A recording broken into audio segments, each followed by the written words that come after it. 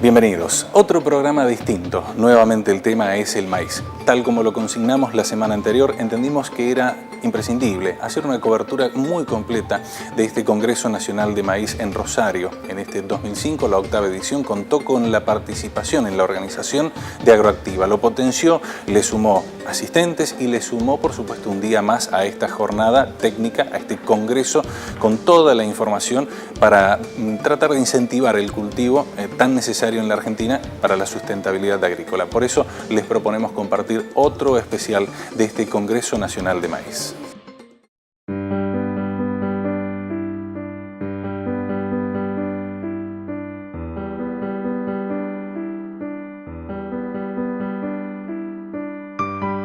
El 8º Congreso Nacional de Maíz, realizado entre el 16 y 18 de noviembre en la Bolsa de Comercio de Rosario, dejó un resultado más que exitoso. Este análisis se sustenta en varios aspectos. La asociación estratégica con Agroactiva elevó notablemente el número de asistentes, que superó todas las expectativas, alcanzando los 1.200 acreditados. Esto permitió sumar un día más de conferencias, para lo que se contó con disertantes de distintos países y de un elevado nivel académico.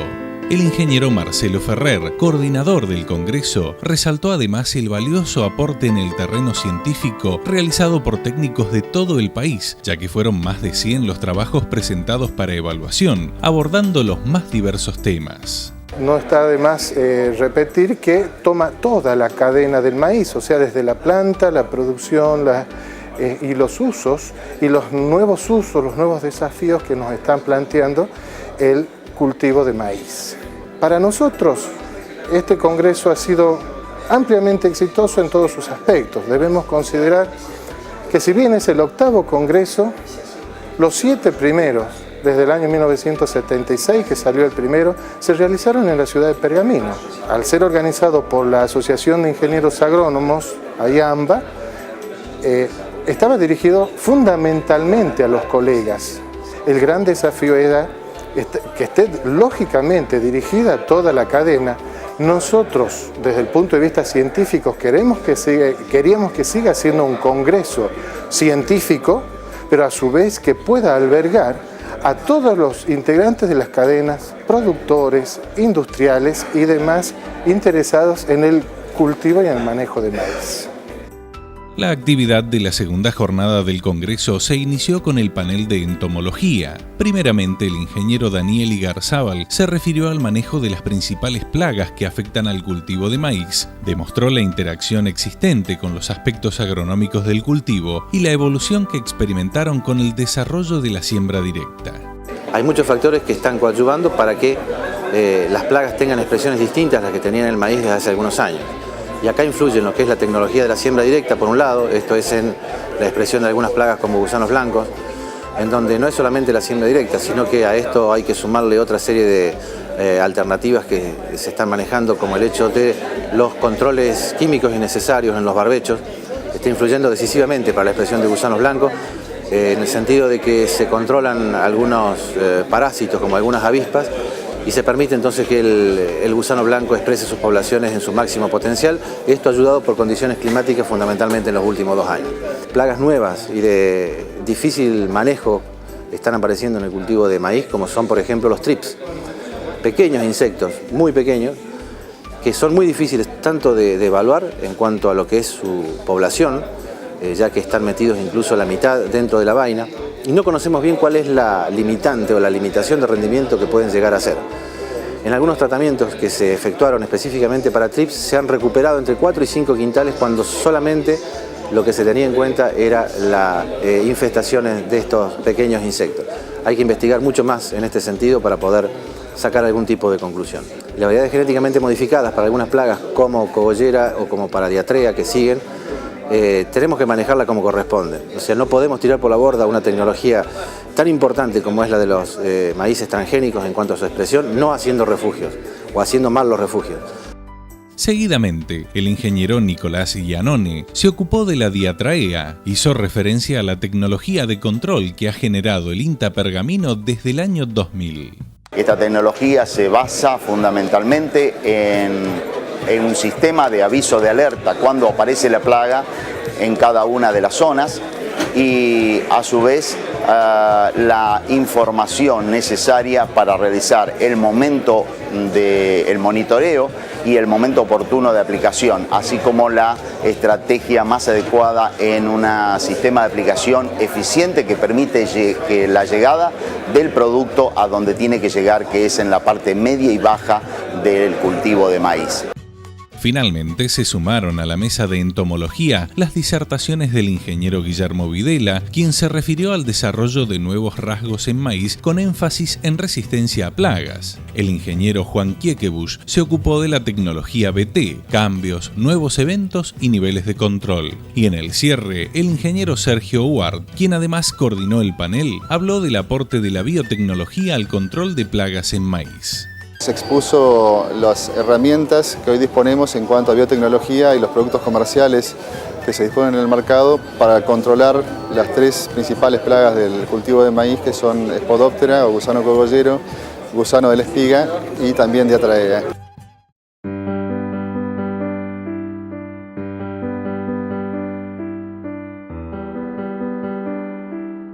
Segundo segmento de este programa especial dedicado al 8º Congreso Nacional de Maíz. Regresamos a la Bolsa de Comercio de Rosario, donde la actividad de esta segunda jornada continuó con el panel de malezas y la conferencia que brindó el ingeniero Eduardo Leguizamón. El ingeniero Leguizamón expuso también una visión integradora de la evolución de las malezas a través de los cambios en los últimos años, sobre todo en el sistema de labranza, y de qué manera podemos hacer más eficientes los controles en función de los periodos de competencia, de los periodos de aparición de malezas, del momento oportuno de control y del monitoreo que se puede hacer georreferenciado de las malezas y hasta diferenciando también los sectores del lote donde uno puede tener dosis variables de aplicación. Mensaje al cuidado, digamos, de los márgenes, porque son los lugares donde se circulan cadenas de energía y cadenas tróficas, y por lo tanto entonces digamos, es una cosa que tenemos que prestar más atención. La fragmentación de la agricultura tiene como único conector los márgenes y las banquinas, y por lo tanto no pueden estar absolutamente libres de vegetación como las vemos últimamente.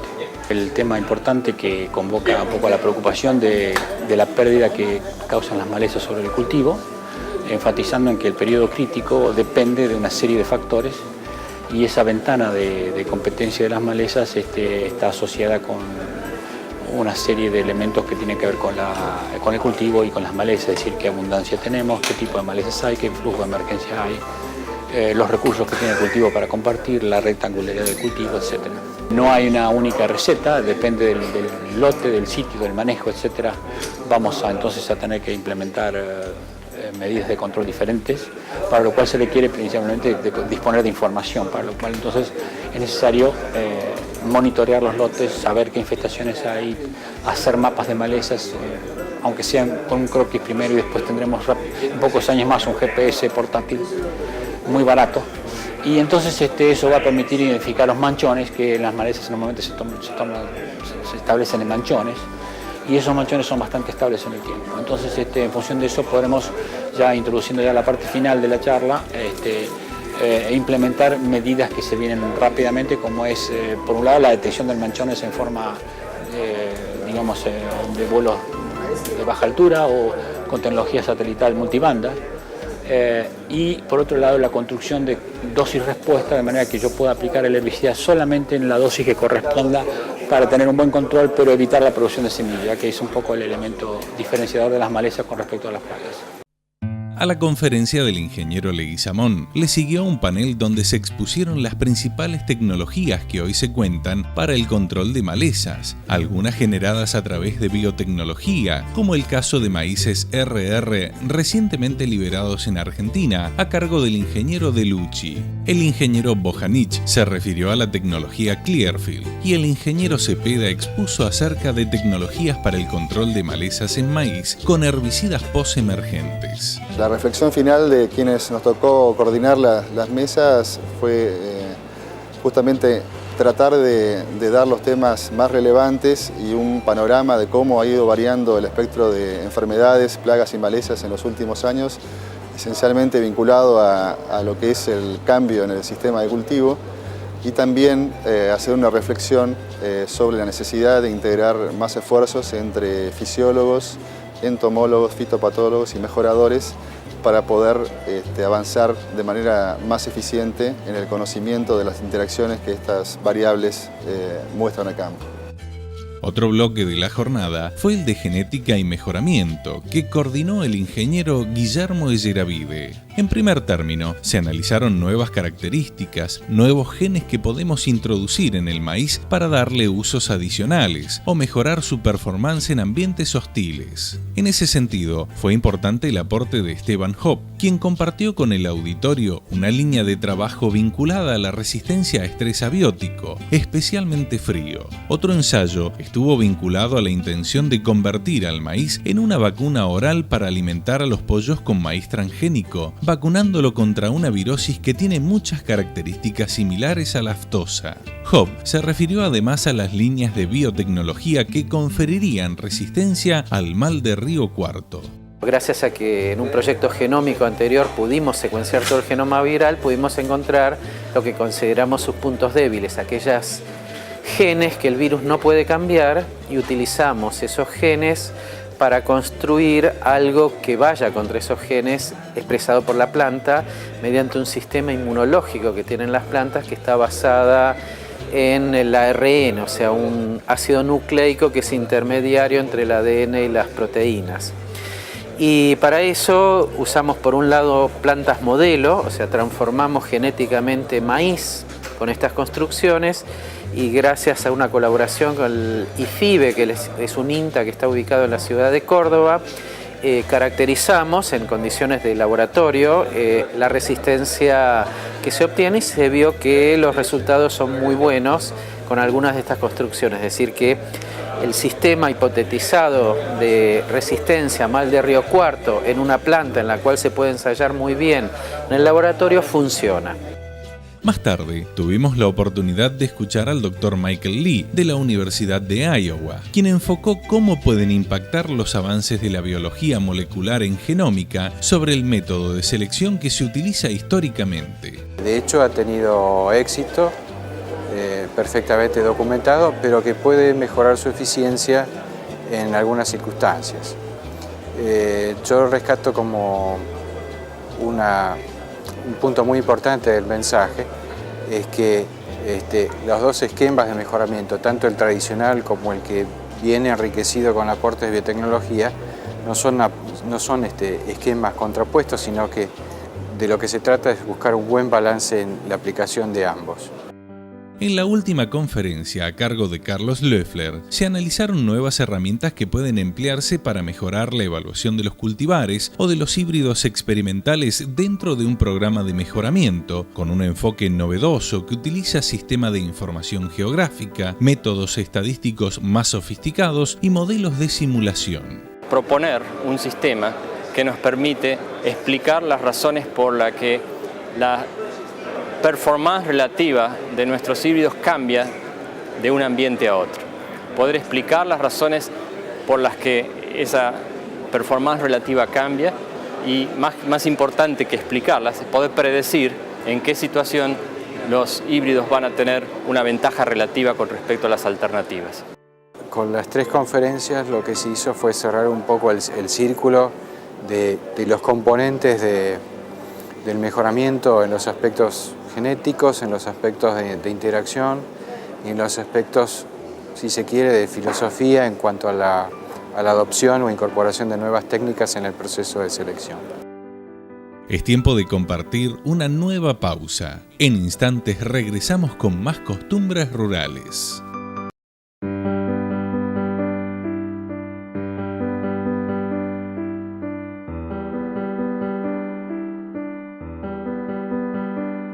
Último segmento del programa. Buscamos el cierre de esta segunda jornada del 8º Congreso Nacional de Maíz desarrollado en Rosario, y el tema tuvo que ver con las micotoxinas como uno de los nuevos desafíos del mercado. En primer lugar, la doctora Sofía Schulze habló acerca de la necesidad de realizar un manejo integrado para reducir la presencia de esta sustancia con controladores biológicos y controladores químicos, porque no se puede usar un solo tipo de control y hay que utilizar diferentes estrategias.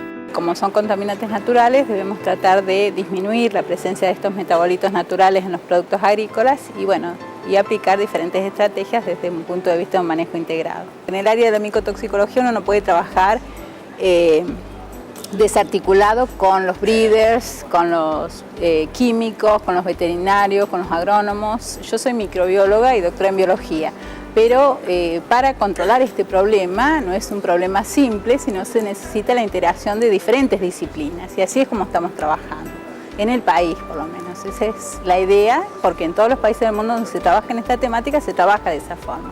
Y nosotros estamos tratando de llegar a eso, que cuesta mucho porque no estamos en un país donde no estamos acostumbrados a trabajar en equipo. Y es lo que se debe hacer para solucionar problemas que nos importan a todos.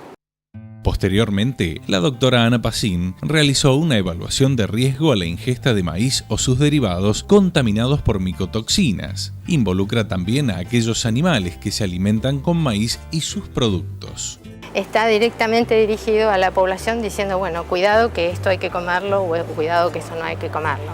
Está orientado en realidad al sector de control o gubernamental para que tome decisiones cuando la contaminación es alta. Como la contaminación depende de muchos factores que a lo mejor pueden indicarse acá en esta mesa, que tiene que ver con el medio ambiente, los híbridos, etc.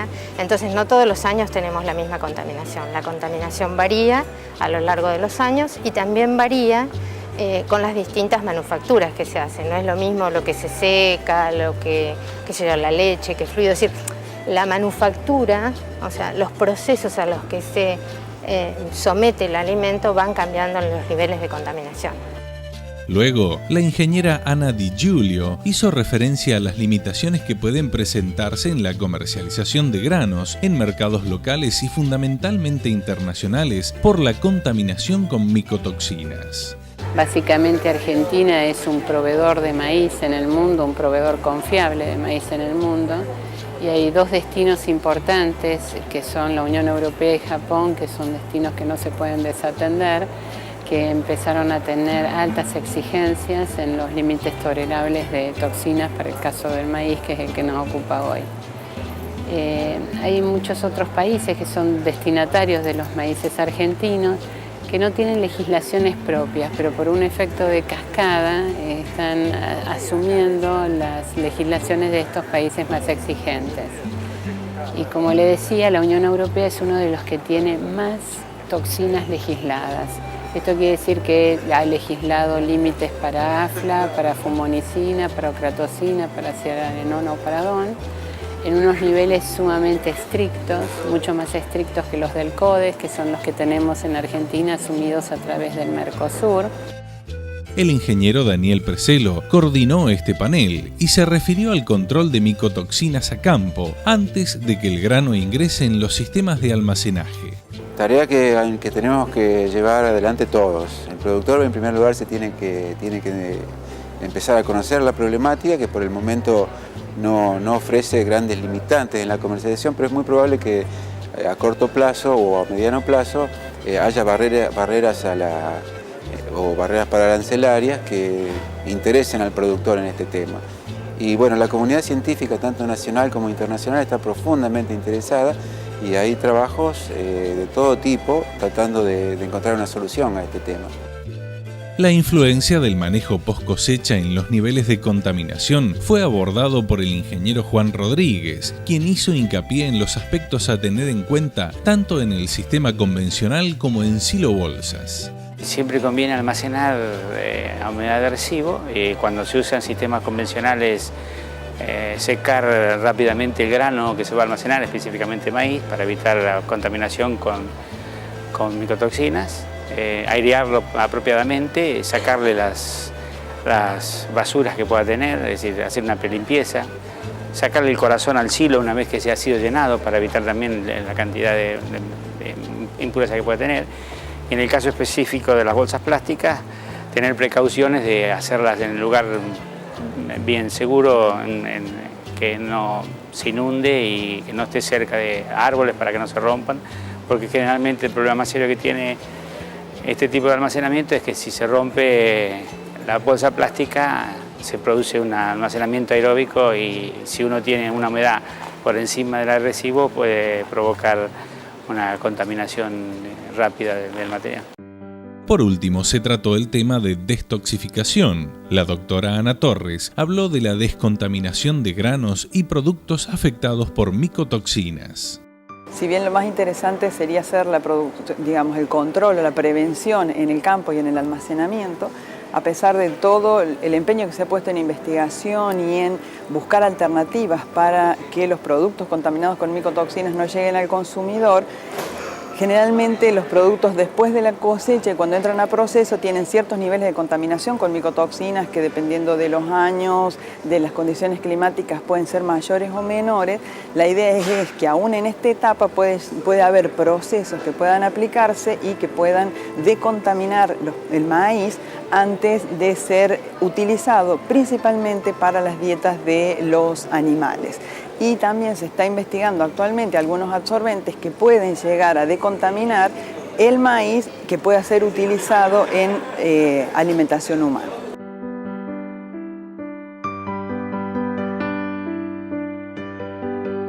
Es importante que rescatemos un concepto, la importancia de que si el maíz como cultivo en sí, como commodity, no genera la rentabilidad que uno espera, por allí hay que comenzar a pensar en la posibilidad de agregar valor a través de distintas producciones que requieren de este cultivo, que requieren de este grano para la alimentación o para su producción.